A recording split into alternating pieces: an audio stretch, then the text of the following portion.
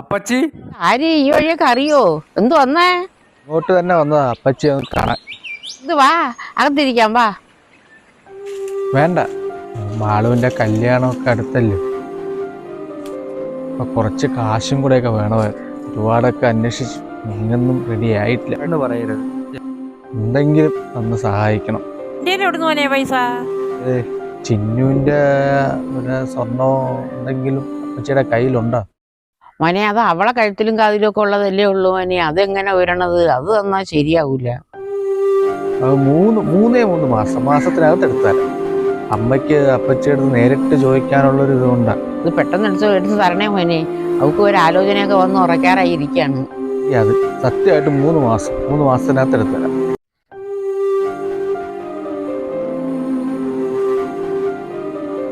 ഇത് പെട്ടെന്ന് തിരിച്ചെടുത്തോണ്ട് തരണേ.